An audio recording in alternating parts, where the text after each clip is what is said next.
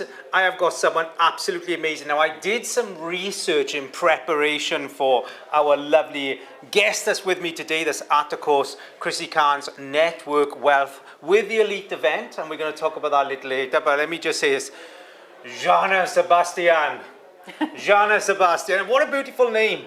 Jahna, thank you so much. Now, I'm just going to touch on who you are, because here's the thing. You only got to type in Jahna Sebastian, and there's a ton load of stuff that comes up in Google. I did it myself, and there's pages of Jahna on there. And well done to you. Well done to you, because those pages that are on there are pages of influence. You decided that you were going to make a difference with your philosophy, through your music, and not just through your music, keynote speaking. I mean, here's my list, look, okay? Multi-talented recording artist, musician, producer, engineer, videographer. You maybe want to teach me a few things.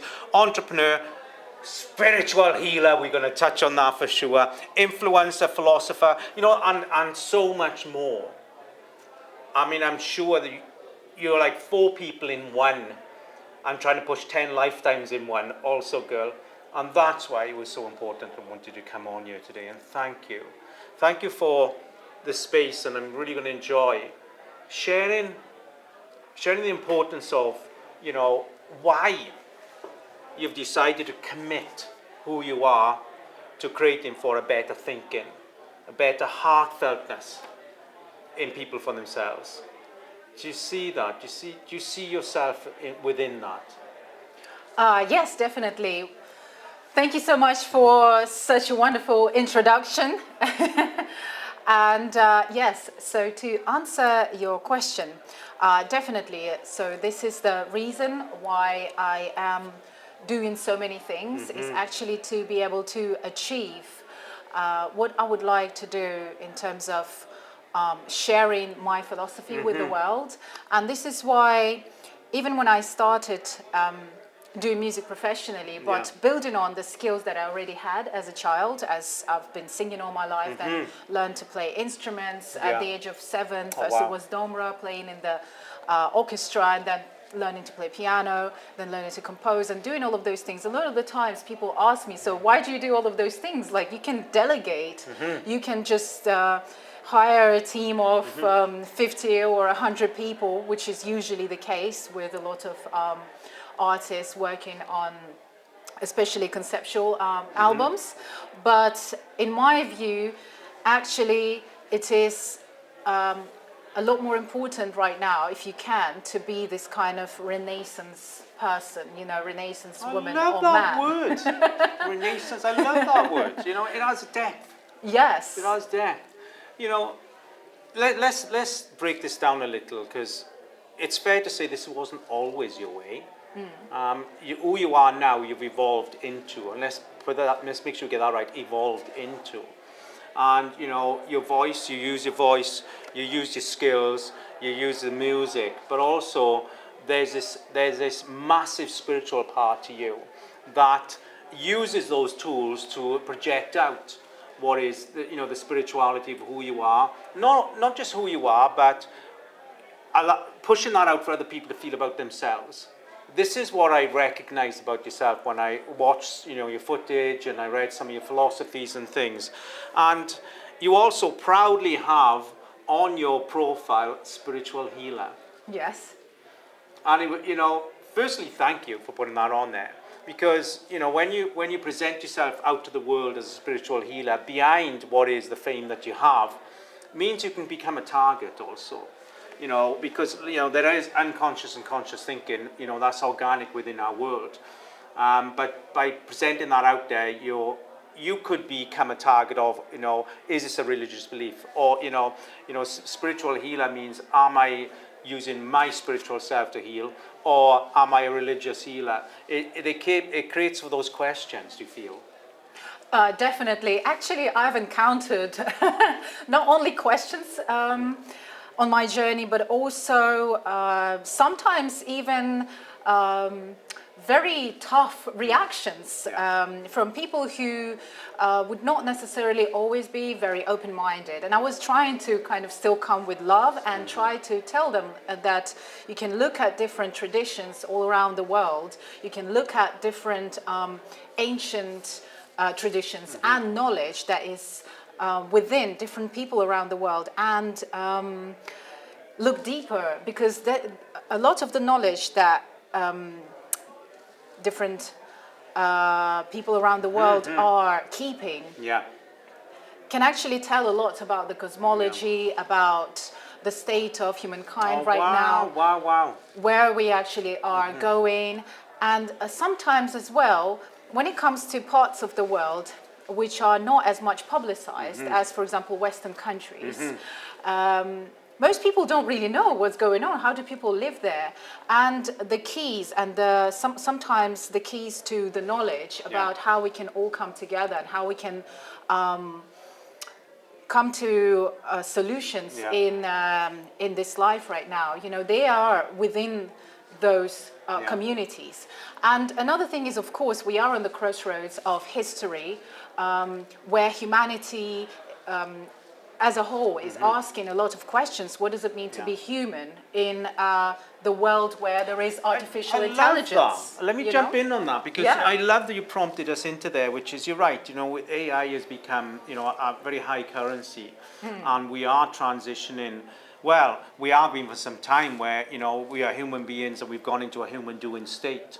And we are potentially to sort of, okay, how do we get back to that human being place? And I'm seeing that your message, I'm seeing that your philosophies is really about, you know, breaking that human being habit that human doing habit that we have, and shaping ourselves back into the true spiritual human being that we should be. But here's what I want to come into, because here's the thing, Jahna, that it is a hard road when you are a frontline philosopher. Yes. When you are a frontline think leader in freely through the generosity of your spiritual self, freely giving that out, you then become very judged as a human being. And in many ways, we can become, you know, martyrs. We can become people that are just attention seeking. There's loads of things that come behind those labels, and I've experienced it myself. How has that been for you, and being able to stay firm within your values whilst being judged in that way? Yes, that's a great question. There was a lot, sorry, there in one, but I could see you were taking it in, so I kept going. Definitely. So the most important thing for me is to remember myself. Oh, wow. And keep that memory of who I am. Which is more than anything that society thinks of me, because in terms of society, people can look at us and just put those labels and try to put us into the boxes, or try to think of the age, the passport name, the financial status, and they always trying to label people, especially, you know, like us, like. I mean, you are a successful person. Let's not dance around that. You are a successful person, which means that when you are freely giving out your heart and philosophy and spirituality, then you become judged quickly, because it's like, well, she can afford to do that. She can afford just to give that freely.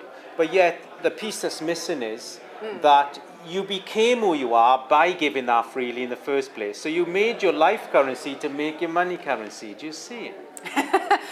Well, in a sense as well, when I go to different places, for example, when I travel, and of course I meet people with different religious views, sometimes I have to take time to let them actually know what my knowledge is about. Because again, sometimes I might go to certain like museums on the search of actually looking at artifacts, looking at historical evidence of the things that I might see through my spiritual journey. You're a feely person, are you, girl? Yeah, there's a feely person in there, because when you go looking, you're looking for the feel of what that is. Yes, and to actually uncover the truth about, as I said, history, archaeology, the spiritual knowledge. I meet a lot of people on the way, and sometimes, yes, it can be quite challenging because I do put it out there that it is about spiritual healing, that the music that I'm doing, sometimes I'm also working on meditation music, or generally when I put my songs out, I tell a story. I tell a story about our planet. I tell a story that I would like people to know, and at the same time I'm trying to empower them, because I make a lot of songs that are at the same time while speaking about what I feel, but at the same time I'm trying to share that light with the people, so when they listen to those songs they also become inspired, or they go deeper within their core self, somewhere where they would not be able to go to if they just go to a regular session, just talking to people. It's just being within themselves. So that's why I, especially when it comes to what I come with, the message that I come with, it comes from my not only spiritual background, but also from the traditional societies that I come from as well, and a lot of it is not known at the moment in the world. Well, and when we think about now, say I've listened to your music and I've listened to your lyrics, your philosophies. What 1 in a Million, and it is a beautiful song, but a lot of your songs are messages. They are, rather than making what is mainstream pop music, you have gone into what is creating music that we listen to emotionally, we listen to through our souls. So it is a particular kind of listener, I'm going to say, that's attracted into your music. And you mentioned there, that you're now going into meditation and you're creating that sound bath beautifulness that and somewhat we could say that, bearing in mind all the talents you have, you've decided to pigeonhole yourself or pigeon box yourself to remain firm within your spirituality of yourself, and not get caught up into the glamour of, let me just make music to sell copies. Yes, this is so true. In fact, I have been offered many times to sign with a label, including major labels as well, to get a manager. And the manager would tell me that, you need to just do this commercial stuff, you need to do things that are similar to these R&B pop artists that are already out there, you need to take off your clothes, you need to do this and this and that. I said, I want to make music with a message. When I was 11, that was the time when I first decided to take music professionally, because I was choosing between being a visual artist, which I was doing from the age of around 2, but by the time I was 3, I had my artwork exhibited, even in different countries, in Germany. Wow. So most people thought that I would be a visual artist, even though I was doing music at the same time. But when I was 11 and I got really concerned about the state of the world, I was watching a lot of documentaries about wars and what was going on in the world. And I thought to myself, but music is the universal language that I can use to be able to channel the messages that I have to say to the world. And this can influence people a lot more. And then I can incorporate art into it, because, for example, the artwork for my albums, the first, the second, and now the third one, Relationships, is all artwork. They're all actual art pieces. I've saw, and they're very bold statements. Yes. They really are. I want to come back in, because, again, being the multi-talented person you are, and, creating that restriction purposefully on yourself to where you could have taken a synthetic career if you wished. Did you find also that you created disappointments of people around you that were like, I would expect you to be here as within your family or whatever it be? Because what I'm looking at is, you're a strong character. I can feel that, but also feel the sensitivity that's behind you. There's a double edge here. And I would like to say the sensitivity is the more power. The strong character is the person that holds a place of being I am here in my own space. I'm not going to fill somebody else's space of expectation. How was that journey then? Was it lonely? Did you feel that there was guilt because you wasn't fulfilling what people expected you to fulfill? As an artist, as a woman, as a girl, as a philosopher?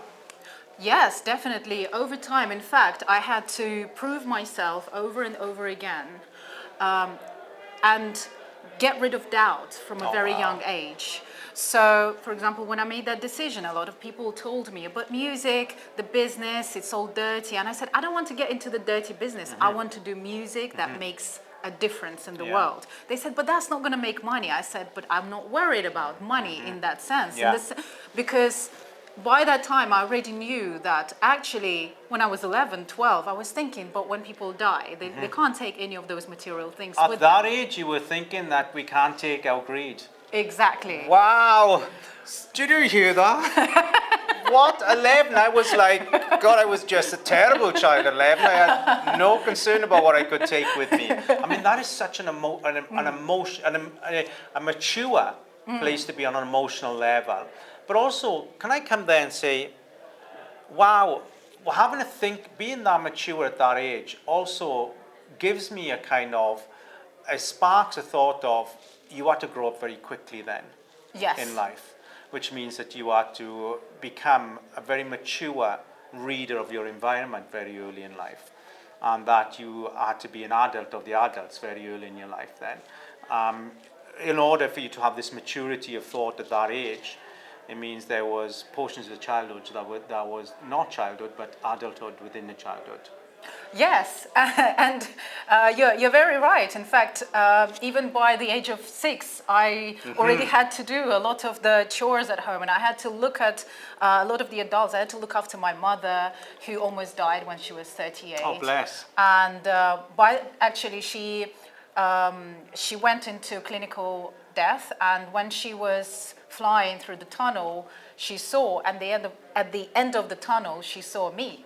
And wow, so she flew right back. Wow, that's like an NDA kind of thing. And then, but let me come back there, Jahna, because I don't want to skim over this, because this is a profound influencer into why you do what you do, in the sense of the music you produce, the philosophies, and the keynoting, and all the talks you do, because that experience at that point in your life would have created a huge shift in child reality. From, not taking it from safety into panic, but the understanding of how life can be removed very, very quickly also, which do you feel possibly has added into the value of why life is so important, not just yours, but the people that live in our world? Yes. At that time, and moving on, I was thinking a lot about life and death and that thin line between that. And that was a result of what you experienced at the age of 6, eh? Yes, when I was 6, when I was 11, and then later on as well, when I was 15, I had certain experiences when my great-grandmother died. And I knew already that night. I saw her in my sleep on the station, and she was looking for me. She wanted to give me a cassette with all the knowledge that she acquired from we haven't made that for ages, girl. Yes, from her life.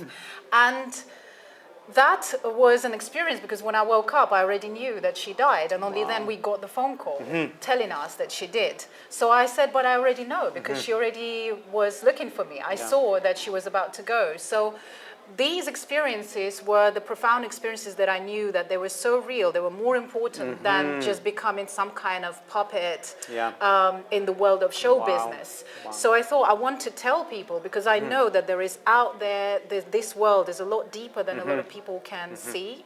And so moving back to the question about the challenges that I faced, yes, I felt lonely many times. Most of the times people did not understand why was I moving in that direction, until I was the only person that could help them in a very difficult situation. And they saw, oh, okay, so now we understand the music, the lyrics, or why you're doing this. including sometimes even changing situations for people. Like sometimes they would actually changing the reality for them. Yeah. And this is the journey that we have to take. That's the reality of it, because we, I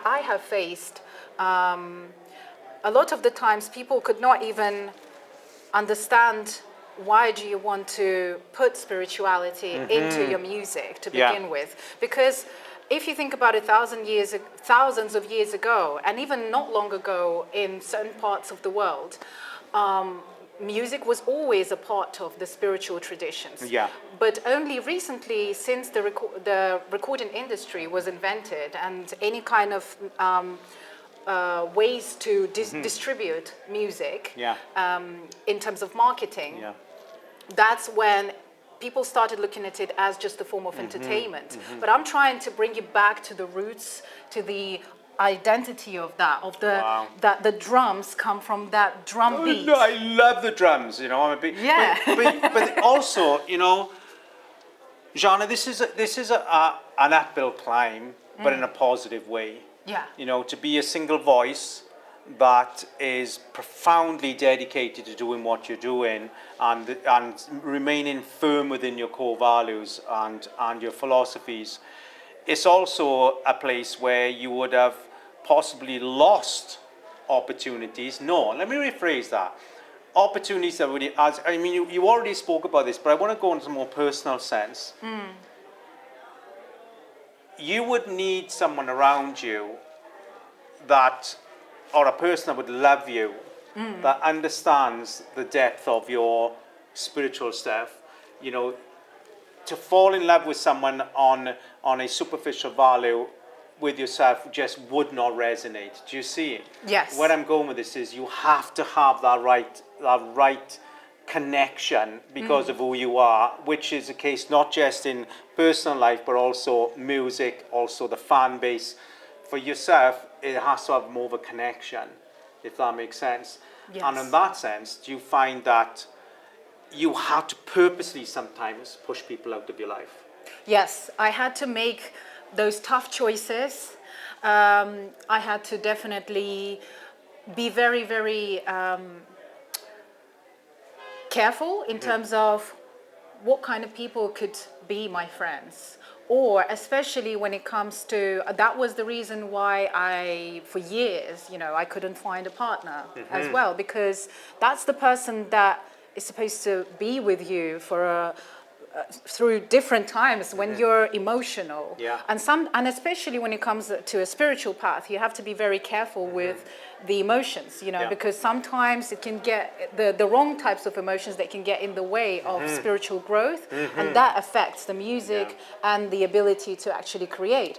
So that person's energy has to be right, and because of that I had to take away and move away from any kind of superficial ideas of what people think in terms of marriage or a partner and who you can be with. So not ticking any boxes that people would usually look at, age or financial status again, completely moving away from that. And it's more about who can I resonate with, because that is the person that is going to see my soul almost naked, Yeah, absolutely. And I have to be comfortable with that. And I think that is the question with a lot of people that are on the spiritual path. They have to sometimes go through this extreme loneliness, as if they're in the big city, in the megapolis, in London, but they feel like they're alone, completely by themselves, but they're surrounded by millions of people. And that's how I felt throughout my careers. I love that, because when you think about it, also there's a trade-off, being in touch with our own life source means that the trade-off is as a sensitivity and an openness. And we have to then manage. We have to manage, real world, spiritual world. We have to manage, tolerance whilst enjoying our sensitivity. Almost have to dumb down in order to accommodate. There's all kinds of things that comes with true spirituality. Also awareness, having awareness of why that person responds that way and have no influence of that in our life. So we feel it, understand it, move from it. Feel it, understand it, move from it. Yes. Right when I come, so when we think about picking those right people, which is what we touch on, and I want to do this because people see all your music, they watch the videos, but there's this inside person, because even when we are philosophizing out, there's still another core of us that we don't give. That we could say it's ours, it belongs to us, but within that core, Jahna, there's that hurt person, because we become spiritual from the hurt. From the value of the hurt we experience, the value of the pain we experience is what makes us spiritual also. Yes. And really appreciating the people that's been put in our life that volunteer themselves to create that hurt this time round. And how do you feel that, when do you feel did you start maturing into that thought of, well, actually, you needed to be painful. You needed to be painful to me. And thank you for being that pain, because without that, I couldn't have gone through my studies. My spiritual studies. Do you see? Yes. Can we just touch on that? Because that how important it is to appreciate that pain as much as it is to know that it's there. Probably at different times in my life, I was coming to that thought and to that understanding.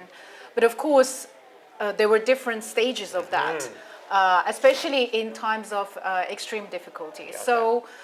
But some of the first times when I was coming to that understanding would have been when I was 16. Wow. And that's still young to have that understanding. Yeah, because this was again an experience when I just started university, because I graduated from school 2 years earlier than everyone else, and at the same time my mother also almost died again, and I was left alone, and people left me, and I was just by myself thinking about all of those things while also looking after myself for the first time, being left in the house. There must have been a ton of guilt with that. Yeah, there was so many. Not being there, not being able to be there. Also, the disappointment of you being on your own. Yeah. There's so many layers of opportunity to learn. Yes, and so the people that left me, because they were used to me being bubbly and happy all the time, and all of a sudden I was in that state of very deep, thought about what is actually going on, what is going on. So from that moment, all of that came together, and I was thinking, yes, so what can't kill us makes us stronger in that sense.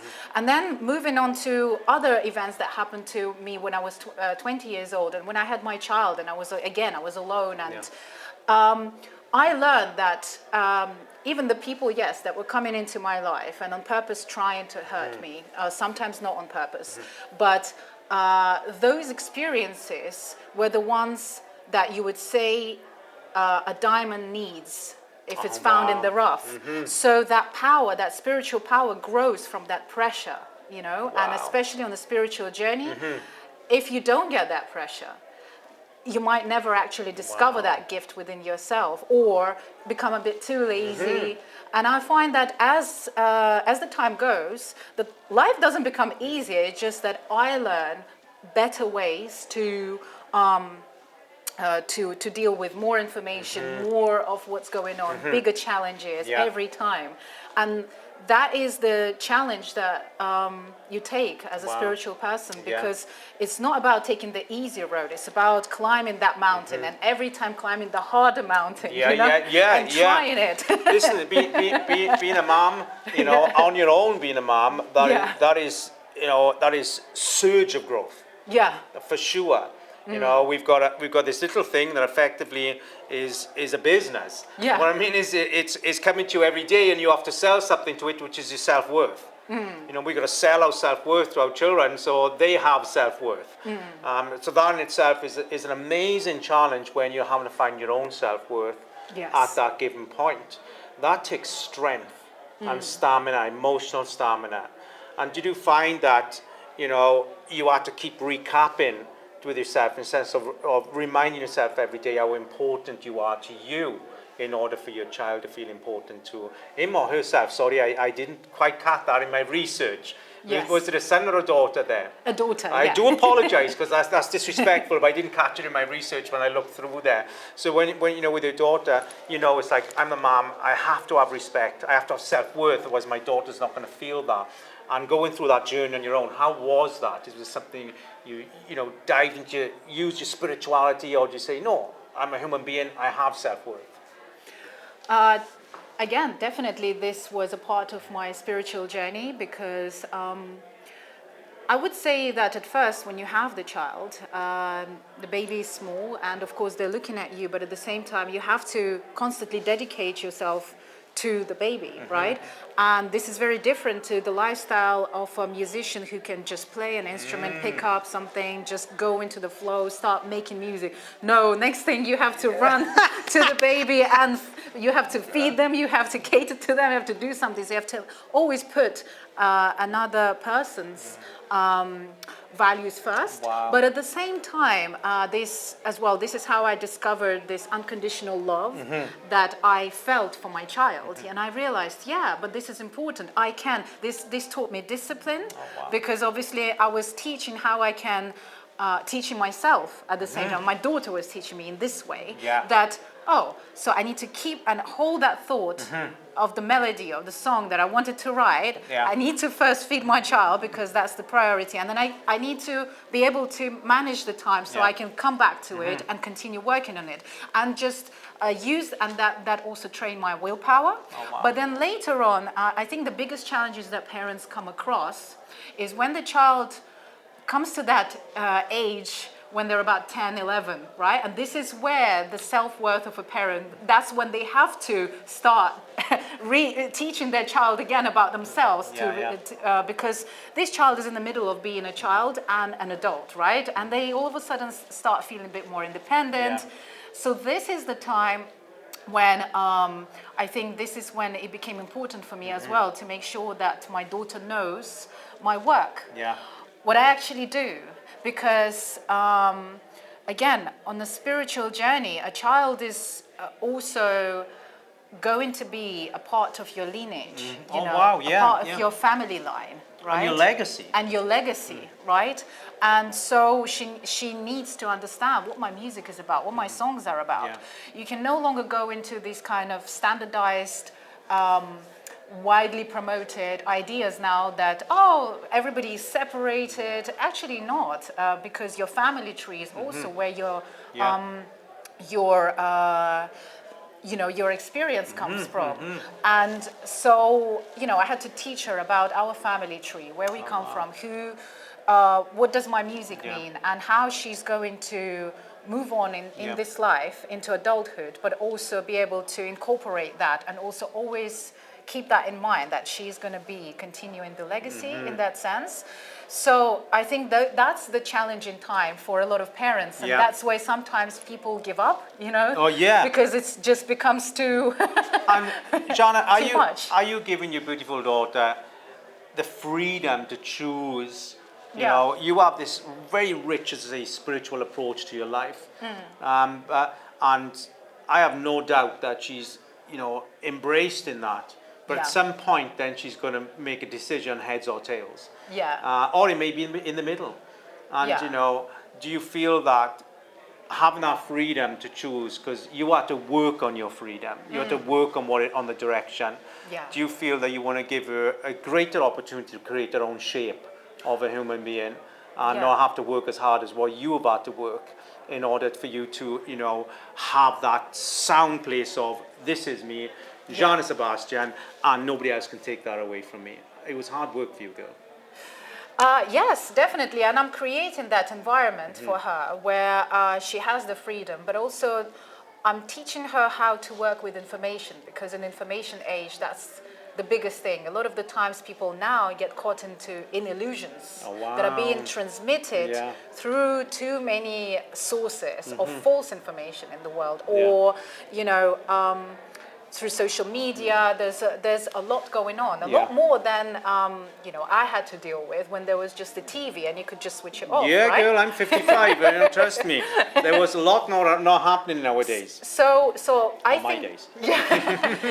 Well, so what I've noticed is that rather than telling her that these are the things that you must know, don't look over there, only look over there. Instead, I'm teaching her the skill that everybody needs in this world right now is how to work with information, how to be able to separate what is false, what is an illusion of this world, and what is actually leading you to your true self. Be able to process variety of opinions, even study different religions as well, and be able to put them together, different spiritual traditions, different different people around the world, history of different, and take it in as an observer, you know, not as a judgmental person, but more like, why did this happen? How did this happen? What can I learn from it? And how can you put the facts together, and how can you work with this? And this is the skill that is, I think, more important than trying to be like some kind of fundamentalist and telling the person until they move, you know, move on to something else and decide to just go with the flow with the first thing that comes along that way. Yes, it is. It's beautiful. It is beautiful. And I've so enjoyed our little deep dive here today. We really, and we are, and you know, I feel that we've drawn information that's not out there yet. Yeah. I feel we pulled onto some really subtle layers there, Jahna, that your audience hasn't heard. And I'm really privileged that we had this opportunity to share these layers of spirituality, life, and all the goodness that you bring in. You know, and taking time out of your success to have a chat with someone as low, as bottom feeder as myself, girl, in the interview. Oh, bless you. No. But here's the thing. I just want to bring this in. Is you know, we've come today to Chrissy Khan's event, and it's the Network Wealth with Elite. And how have you found that today? We found it, you know, it's an event where you've got to meet people, and it's a very secure event in the sense of it's a very trusting place to be. Has it been something that you've enjoyed? Yes, definitely. It's such a great event and a fantastic opportunity to meet so many people with different backgrounds. And of course, I was very impressed by the speakers. Genuinely, the vibe of the event is amazing. It's really friendly, and everyone just feels like family that, you know, you needed to meet for a long time, but now is the time. I loved especially Ken Dunn's message as well. He's cool, isn't he, eh?